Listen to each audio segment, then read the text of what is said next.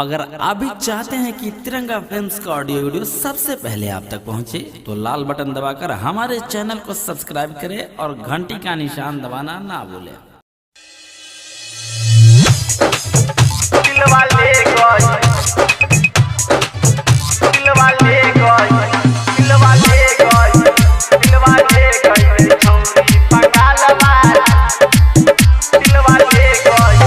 Music by तिरंगा films चकिया।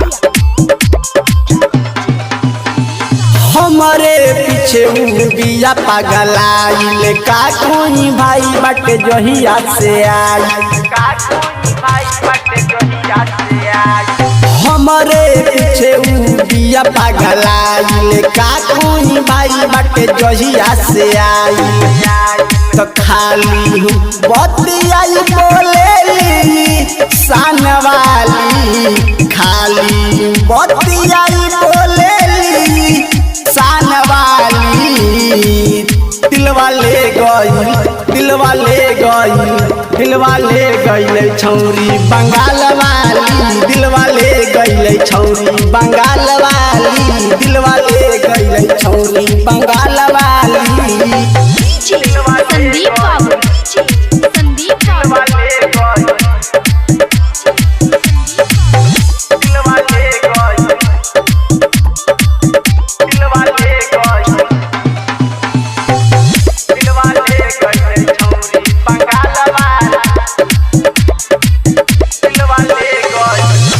रोहिया में चलेली रोड के का कोई भाई हम देख ले बैठ के। रोहिया में चलेली रोड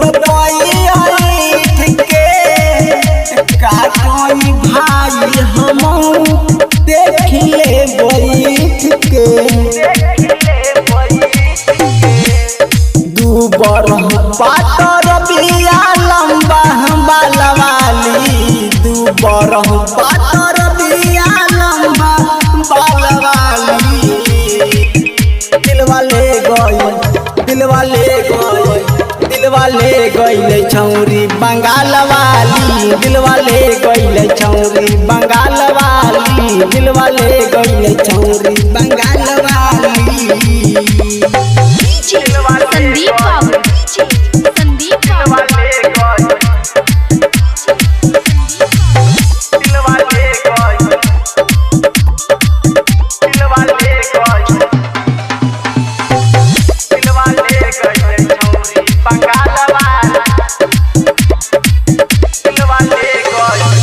जब जब देखिले हम छत पे उनके घर पर, अमरतार निर्मल निकेश हरियर कलर पर।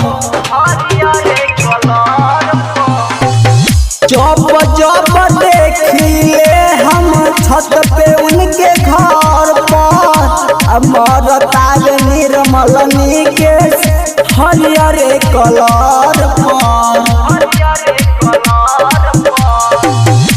राइटर नवल सबिया बरिया नवाली। राइटर वरुण बिहारी बावे आनवाली। दिलवा ले गई, दिलवा ले गई, दिलवा ले गई छौरी बंगाल वाली। दिलवा ले गई छौरी बंगाल वाली। दिलवा ले गई छौरी बंगाल वाली।